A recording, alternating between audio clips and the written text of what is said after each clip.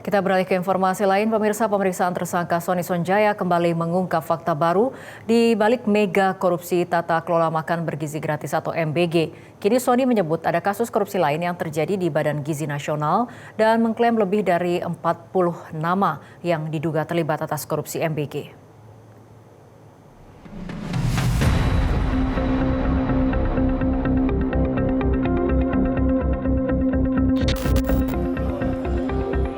Mantan Wakil Kepala Badan Gizi Nasional BGN periode 2025-2026, Sony Sonjaya, terus mengumbar nyanyian dari balik jeruji besi terkait kasus korupsi tata kelola program makan bergizi gratis MBG.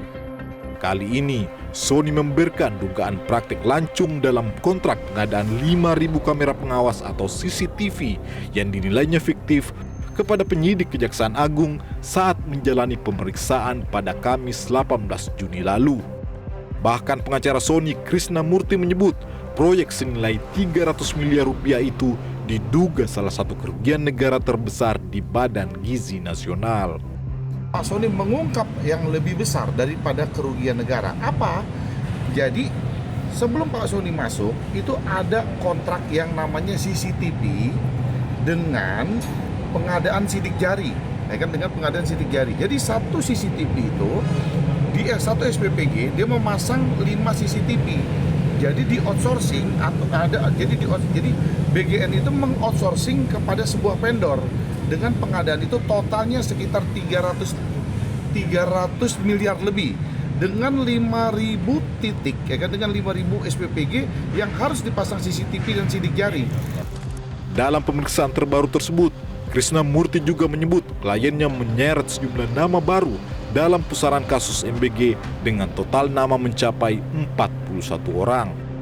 Krisna menjelaskan, nama-nama tersebut muncul dalam percakapan terkait permintaan titik-titik SPPG di berbagai wilayah. Namun Krisna enggan menyebut daftar nama yang dimaksud karena telah melaporkannya ke pihak Kejaksaan Agung.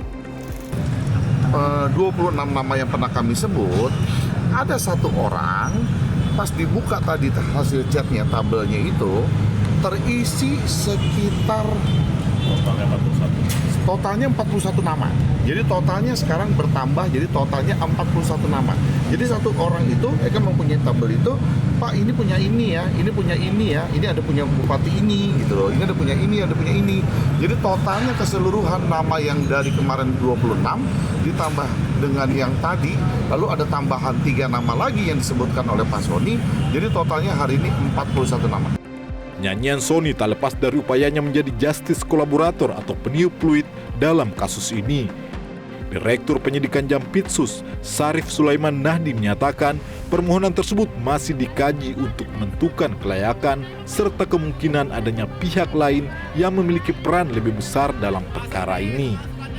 Permohonan itu sedang kami teliti, kami pelajari kira-kira keterangan apa yang akan diberikan dan alat bukti apa yang sudah kami dapat, ya itu yang kami pelajari saat ini, sehingga nanti akan menentukan apakah permohonan JC ini bisa diterima atau tidak, ya karena JC itu diberikan kepada pelaku yang bersedia menjadi saksi untuk membongkar peranan yang lebih besar, ya. Nah di sini akan ditentukan apakah ada peranan lain yang lebih besar atau kewenangannya itu ada di mana.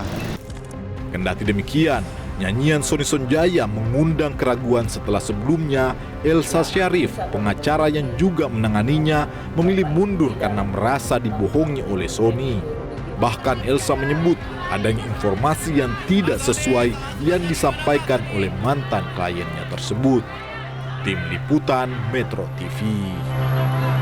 Jelajahi cara baru mendapatkan informasi. Download Metro TV Extend sekarang.